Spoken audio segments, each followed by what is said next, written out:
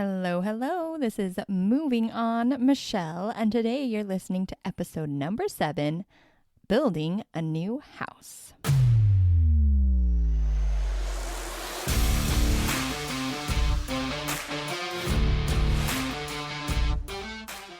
Welcome to the I Cut the Mustard show, where a plant-based diet and small, simple moves make healthy change happen.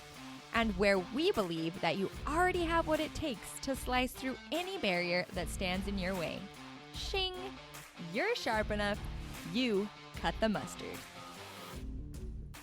If you are ready to up-level your life in the fastest way it'll make your head spin, you won't want to miss the end of this.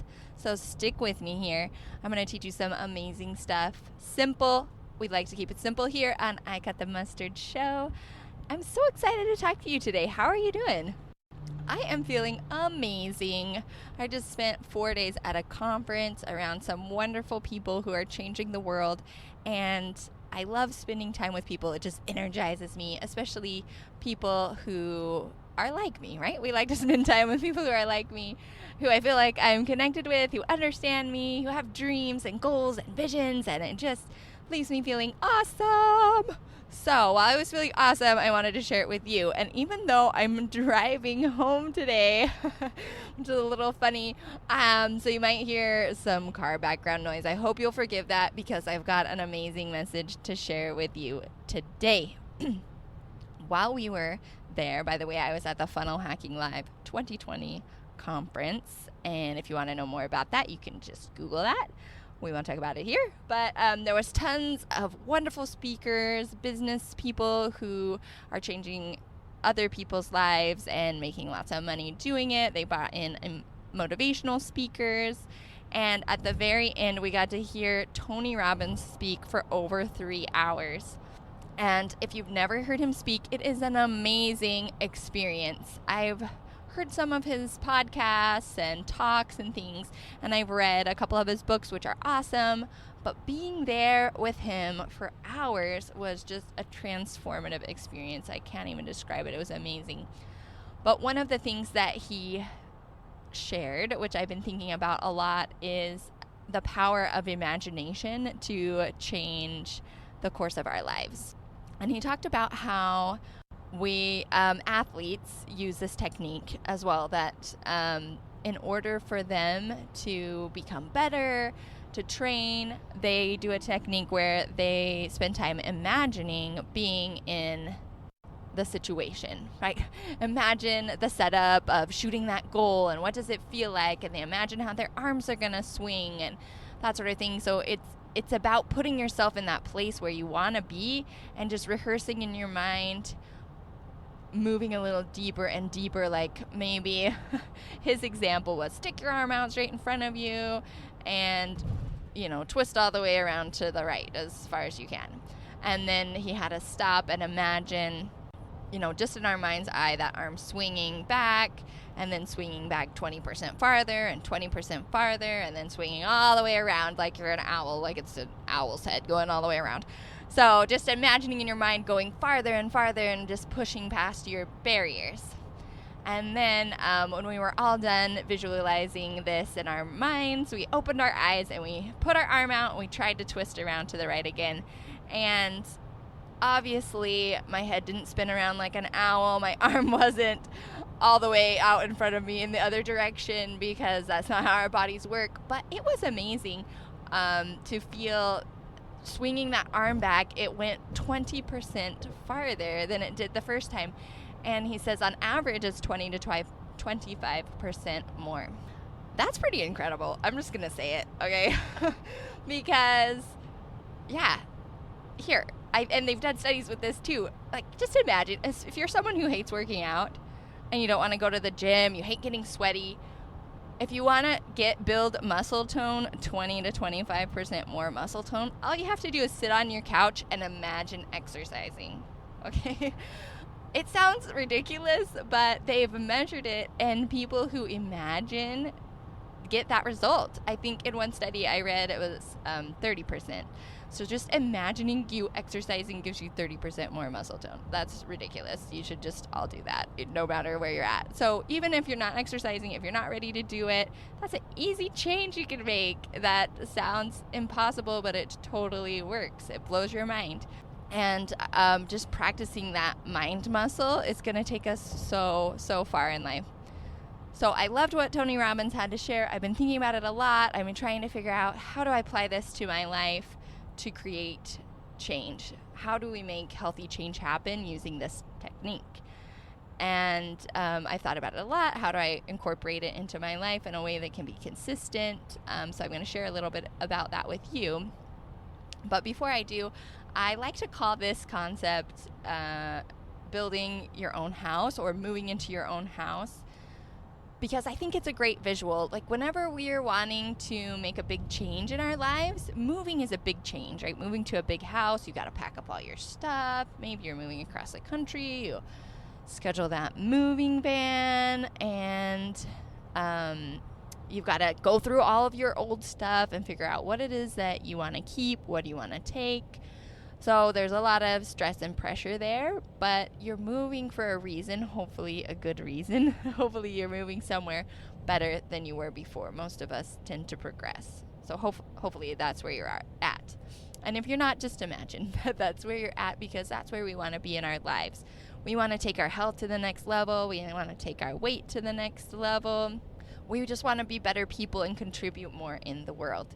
So we've got a bigger, grander future planned for ourselves, just like we might all have a bigger, grander, more beautiful house planned for ourselves. So as you move into that house, it's a lot of stress. You're thinking about all those things you're packing and the things you're going to leave behind, but it's also super fun, right? Because you're thinking about or you can think about the neighborhood and what's it going to be like to live in that neighborhood, right? We're always imagining what it's going to be like to be in that space. What couch am I going to buy? What curtains am I going to put up? Am I going to repaint the walls? Oh, there's that one thing about it that I don't like. I'm going to remodel that. And you're just getting so excited about what it's going to look like and what it's going to be and what you're going to make that house become. And while you're imagining that, what's inside the house, you're also imagining the steps that it's going to take in order for you to get in the house, right? You got to go, if you're buying the house, you got to go to the realtor. Maybe you go to a couple different realtors and you try to test them out and ask them questions, and you read a bunch of books about home buying. You've saved your money for the down payment, or you're using the equity on your other house, whatever it is. You're getting all those things that you need to do. You're just moving forward and getting prepared to move into that new house, right? And we don't usually overthink house moving. I don't know.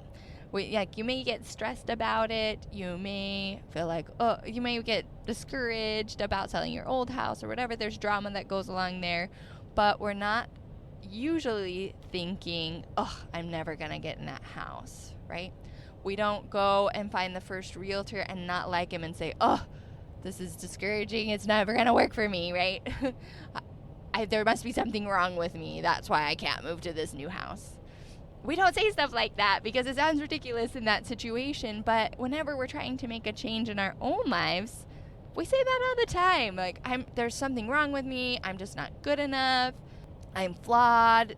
There's just no way I can become this new version. There's no way I can lose weight. There's no way I can stop overeating. It's just impossible for me. I'm not that kind of person. I'm not a kind of person that moves into a new house. Okay? We don't say that when it refers to a new house, but we say it a lot of times in our own minds about other things in our lives. So I want you to take this concept and imagine it in your life for this change that you want to make, and use the same process. Dig through. It may be stressful. There's a lot of ups and downs moving into a new house.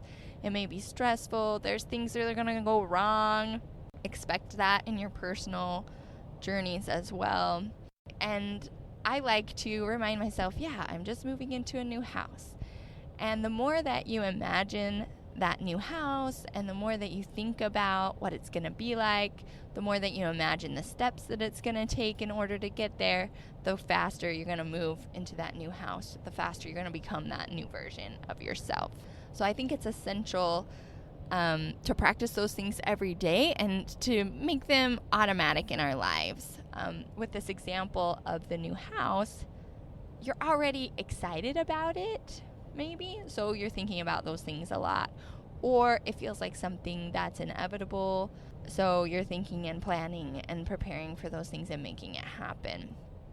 Whenever you're on your personal journey, whether it be weight loss or overeating or just wanting to get more toned or whatever it is, don't think about it like it's not going to happen. Think about it like, oh, I'm building a new house. Here's a little barrier. Let's just move forward with that.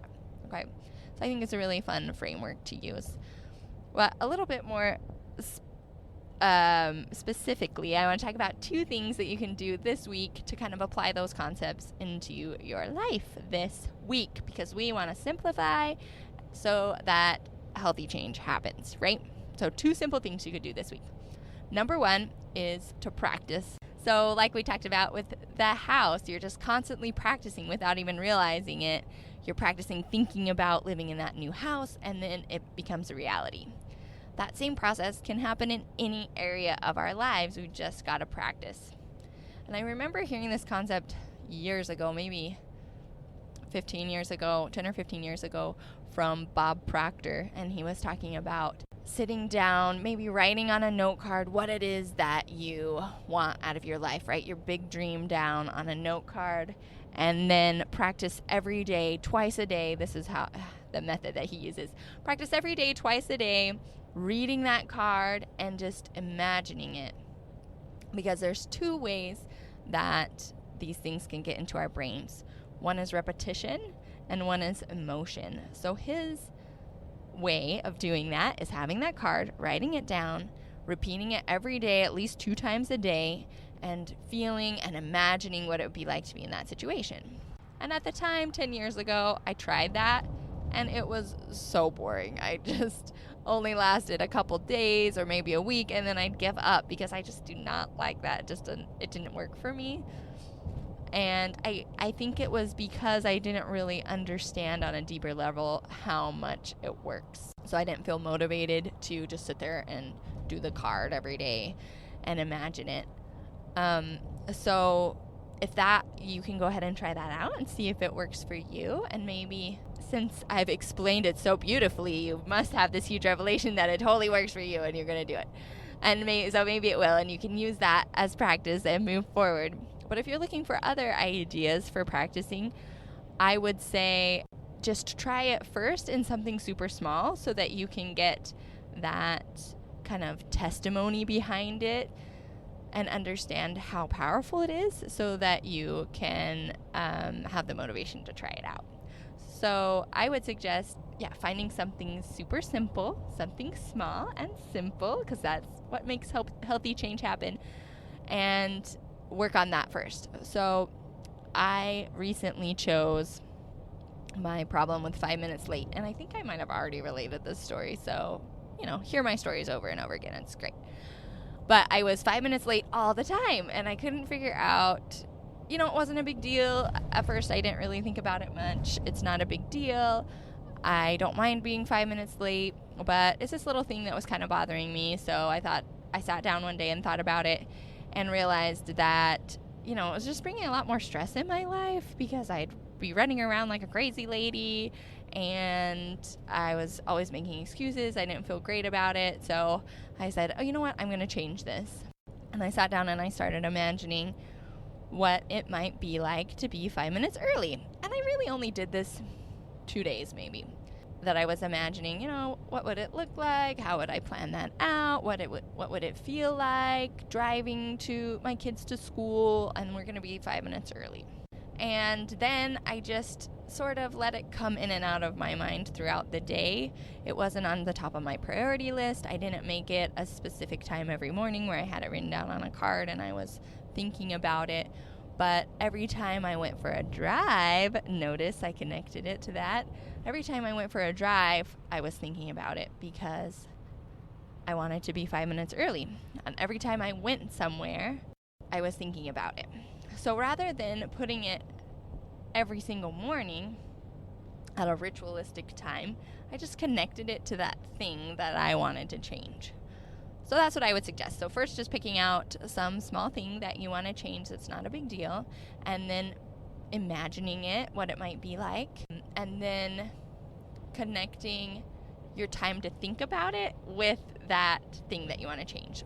So for my example, I wanted to be 5 minutes early, so every time I went on a drive, I was kind of reviewing that in my mind, what it's like to be 5 minutes early. And a funny thing happened. It didn't happen right away, and again, I wasn't super disciplined about it. I wasn't practicing 4 hours a day on how to be 5 minutes early, but after 3 weeks, I had this big revelatory moment where I realized, oh, you know what? I know why I'm sabotaging myself. And it just came to me because I was constantly thinking about it, and I was able to look at it and say, oh, okay, and I understand now, and kind of solve for that and then move forward. And then a week later, I found myself being 5 minutes early without even trying. It just became part of who I was. It became so automatic that I don't even know how it happens now.